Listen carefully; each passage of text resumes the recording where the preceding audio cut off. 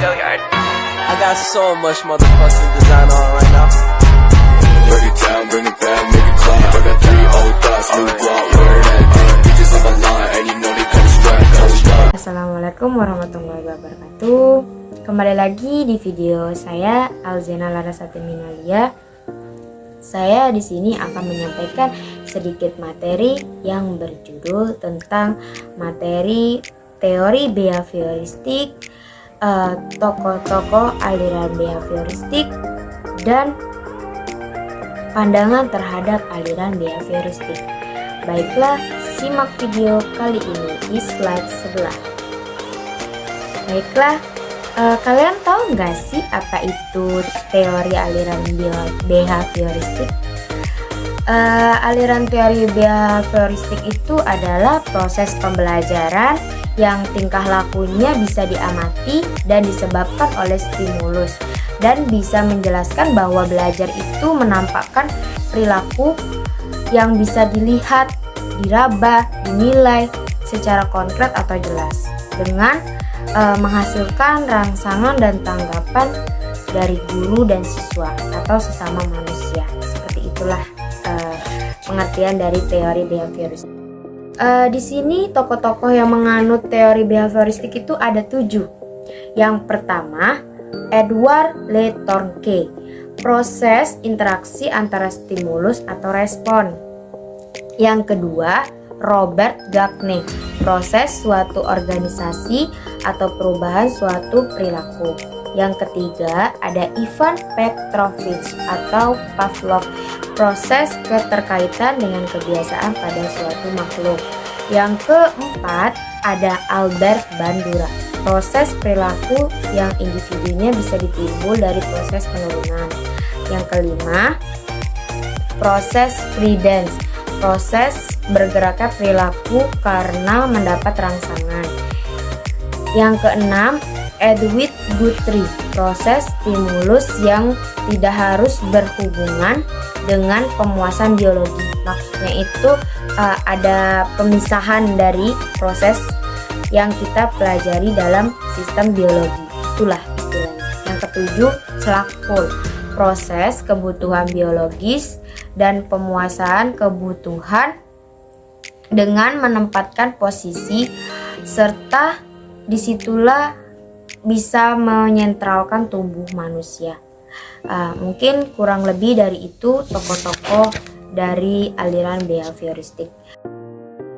Selanjutnya saya akan membahas tentang pandangan terhadap aliran behavioristik. Disimak videonya. Baiklah, saya akan melanjutkan materi yang tadi. Pandangan terhadap manusia dalam pembelajaran menurut aliran behavioristik. Menurut teori behavioristik, belajar adalah perubahan tingkah laku sebagai akibat dari adanya interaksi antara stimulus dan respon. Maksudnya respon dari guru ke siswa.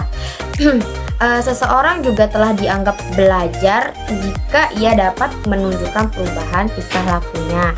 Seperti contohnya, ia melakukan masukan atau penjelasan dari siswa ke gurunya atau guru dengan siswanya, dengan keluaran atau output yang berupa respon. Pola-pola dan tahap-tahap ini bersifat hierarkis atau piaget yang membagi tahap-tahap perkembangan kognitifnya yang menjadi 4, yaitu sebagai berikut. Pertama, tahap sensomotor dari umur 0 sampai 2 tahun. Itu biasanya digunakan pada anak-anak di bawah umur atau anak usia dini.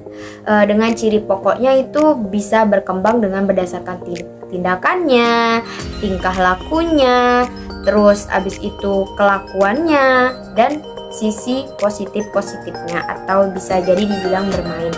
Yang kedua, tahap proporsional dari umur 2 sampai 7 tahun.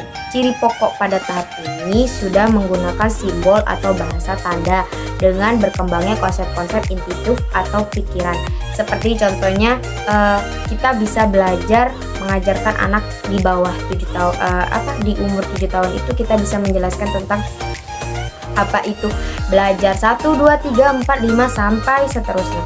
Yang ketiga itu ada tahap operasional konkret dari umur 7 sampai 8 tahun.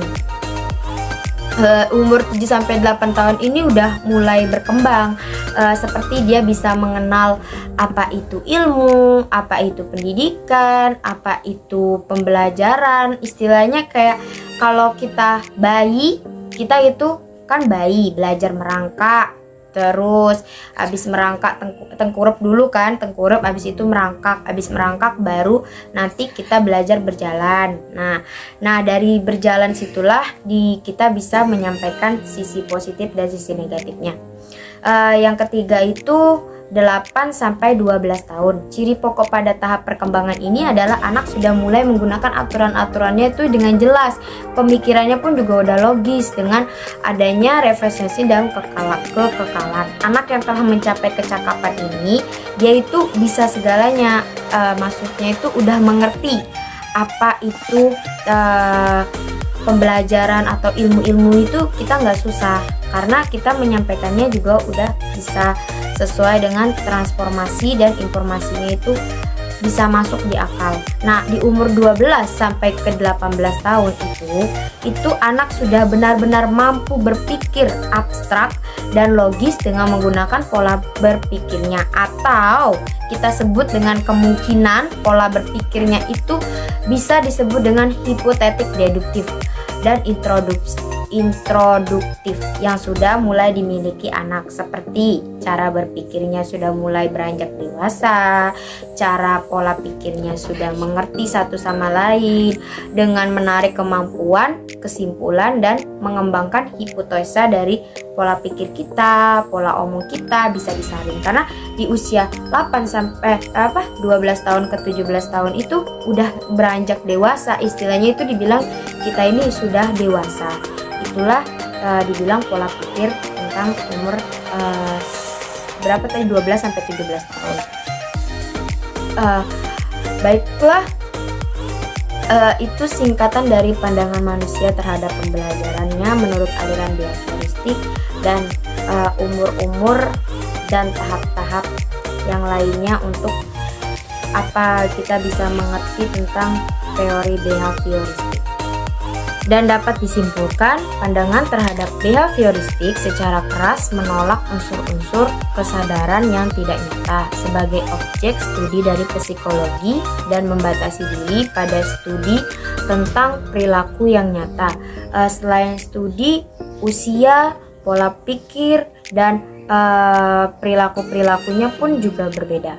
Dengan demikian, behaviorisme atau behavioristik itu tidak setuju dengan penguraian jiwa ke dalam elemen seperti yang dipercayai oleh strukturalismenya dengan perilaku pandangan terhadap behaviorisme atau disebut behavioristik. Itulah yang saya dapat bisa saya sampaikan, kurang lebihnya mohon maaf. Wassalamualaikum warahmatullahi wabarakatuh.